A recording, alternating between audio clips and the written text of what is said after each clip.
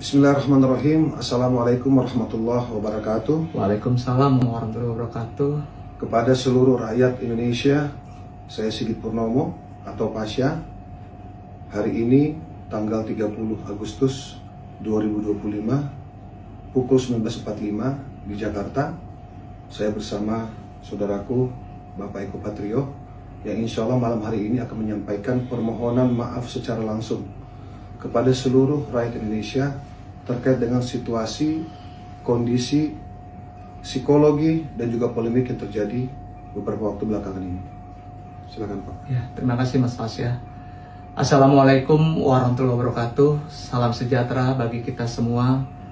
Dengan penuh kerendahan hati, saya Eko Patrio menyampaikan permohonan maaf yang sedalam-dalamnya kepada masyarakat atas keresahan yang timbul akibat perbuatan yang saya lakukan. Saya mendengar seluruh aspirasi masyarakat mengenai kecewaan yang ada.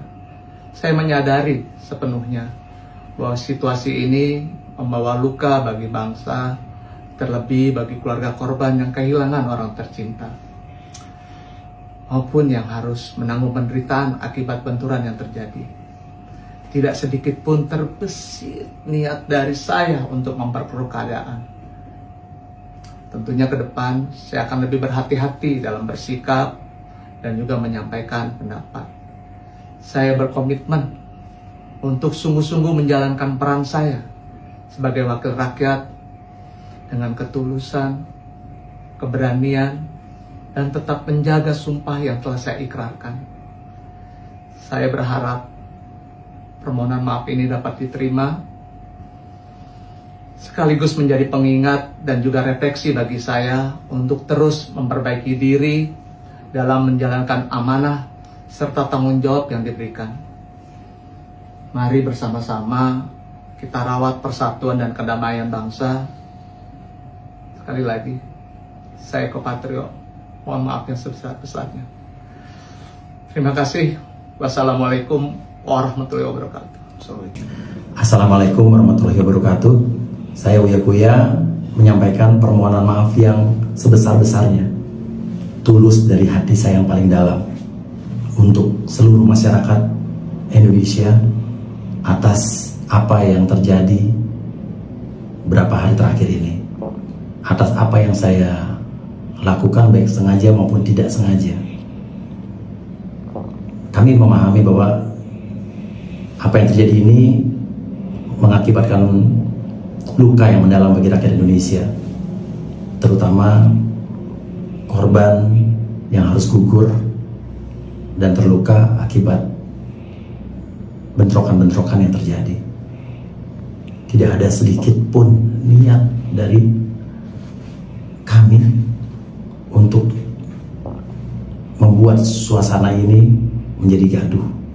Tapi janji saya dari hati saya yang paling dalam, saya akan lebih berhati-hati lagi dalam bersikap, bertindak, bersungguh-sungguh untuk mewakili rakyat Indonesia sebagai anggota DPR RI. Beri saya kesempatan sekali lagi untuk berbuat lebih baik lagi, lebih maksimal lagi dibanding apa yang sudah saya lakukan selama ini. Saya minta maaf sedalam-dalamnya sekali lagi dari hati saya yang paling dalam.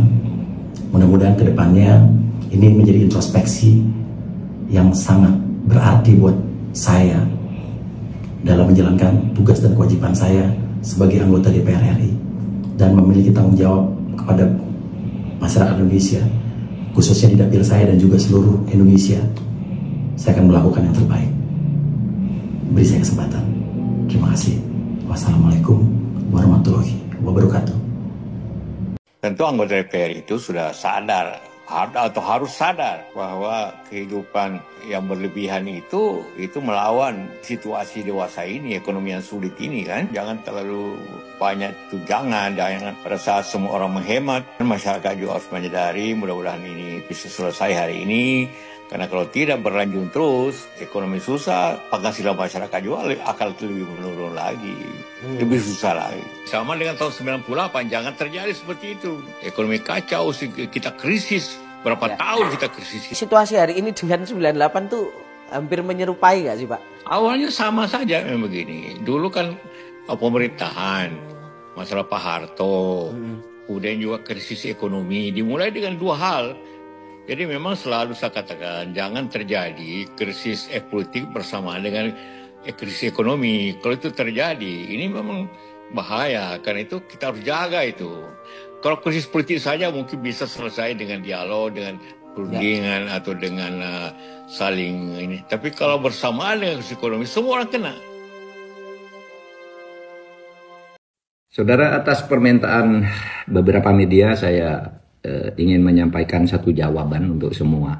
Pertama, memang situasi sekarang ini mencekam, ya, karena peristiwa demo di DPR yang menimbulkan banyak korban dan kerusuhan yang meluas di seluruh tanah air, sehingga harus segera diselesaikan oleh pihak yang berwenang dan berwajib. Kita tentu mendukung demo dan protes-protes itu 100% mendukung. Jika ada ketidakpuasan atau anggapan kesalahan dari para pengelola pemerintahan dan lembaga-lembaga politik, kita setuju, perkeras saja protes. Kita mengerti itu. Tetapi yang terjadi sekarang mungkin sudah terlalu jauh. Satu, sudah menewaskan saudara Afan yang di DPR itu. Jangan lupa, di Makassar juga diberitakan hari ini 3 orang tewas ketika gedung DPRD itu diserbu oleh massa dan dibakar. Nah, di Bandung polisi itu dikejar-kejar habis oleh massa, sampai lari berhamburan, ditangkap, ditendang gitu. Itu sudah tidak sehat. Tetapi juga di gerbang Pemuda Sentral di Jakarta ada video beredar sekelompok brimob menangkap seseorang yang sedang demo, lalu dibawa ke flyover, dia sendirian dikeroyok, ditendang dan dipukul rame-rame. Banyak juga polisi yang berbaring di rumah sakit dalam keadaan luka parah. Bahkan ada polisi yang diculik dari Brimob Metro yang wajahnya luka luar biasa, bahkan badannya juga dipaku. Di jalan-jalan sekarang, yang terutama di depan beberapa Polres yang tadi pagi saya lewat ketika menuju bandara, menuju Halim, itu banyak bangkai-bangkai mobil dan bekas bangunan-bangunan dijebol karena penjarahan. Oleh sebab itu, saudara, mari kita sadari bahwa ini tidak bagus, harus kita selesaikan. Para demonstran, saya tetap mendukung, tapi mari terukur juga agar negara ini selamat. Kepada petugas lapangan juga supaya tidak sewenang-wenang. Saya paham petugas lapangan itu terjepit. Di satu sisi dia harus bertugas mengamankan situasi, misalnya tidak boleh sampai pagar DPR itu jebol atau pintu-pintu tertentu di DPR jebol. Itu saya memahami, itu tugas aparat yang merupakan perintah dari atasan. Tapi juga dia di lapangan menghadapi massa yang sudah mulai sangat marah.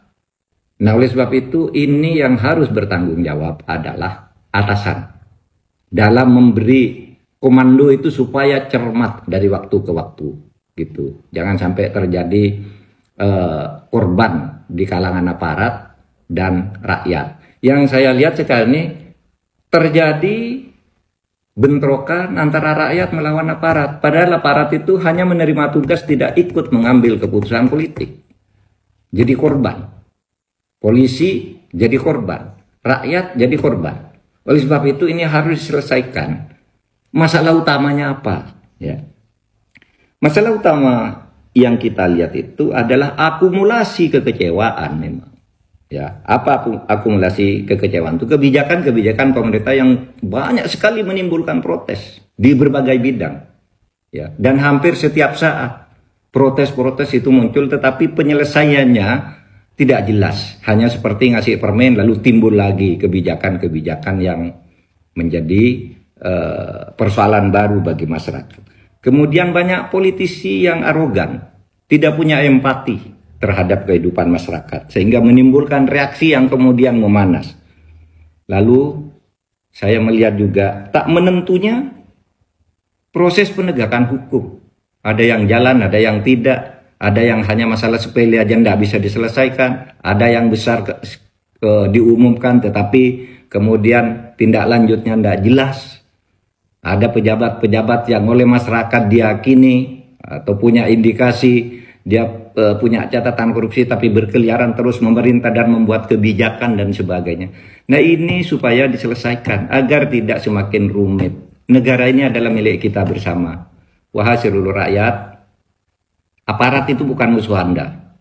Wahai aparat, rakyat itu bukan musuh Anda. Anda harus menanggung akibat karena kebijakan-kebijakan dan para pejabat dan pemimpin yang korup sebenarnya. Dan penyelesaiannya harus di sini. Terima kasih. Kalau kita melihat bahwa eskalasi yang terjadi dari 2 hari ini, kecenderungannya terjadi tindakan anarkis di beberapa wilayah. Mulai dari pembakaran gedung, pembakaran fasilitas umum, penyerangan terhadap markas-markas, dan juga ada area fasilitas umum yang juga dilakukan pembakaran, dan juga ada tindakan-tindakan lain yang tentunya ini tidak sesuai dengan ketentuan yang berlaku dan cenderung mengarah kepada peristiwa pidana. Oleh karena itu, tadi Bapak Presiden memerintahkan kepada saya dan Panglima khusus terkait tindakan-tindakan yang bersifat anarkis. Kami, Panglima dan Kapolri, TNI dan Polri diminta untuk mengambil langkah tegas sesuai dengan ketentuan dan undang-undang yang berlaku. Buat teman-temanku dimanapun berada, marah boleh, kecewa boleh, tapi melampiaskan kemarahan dan kekecewaan dengan membakar gedung, merusak gedung DPRD, itu tidak punya makna apapun. Bagi satu, anggota DPRD-nya tetap di rumah loh. Ketika di rumah mereka tetap punya penghasilan dan pendapatan. Kemudian yang kedua, dari pembakaran itu pada akhirnya gedung DPRD-nya harus diperbaiki, harus direnovasi. Dan akhirnya biaya renovasi dan perbaikannya mengambil dari pos anggaran daerah yang seharusnya untuk belanja pembangunan rumah rakyat miskin, belanja pembangunan kesehatan, belanja pembangunan pendidikan, belanja pembangunan infrastruktur. Kemudian yang berikutnya adalah akan tumbuh rasa cemas. Kalau rasa cemas tumbuh, maka toko tutup, warung tutup, kemudian pabrik tutup. Nanti banyak pengangguran. Yang menderita siapa? Kita yang rakyat kecil.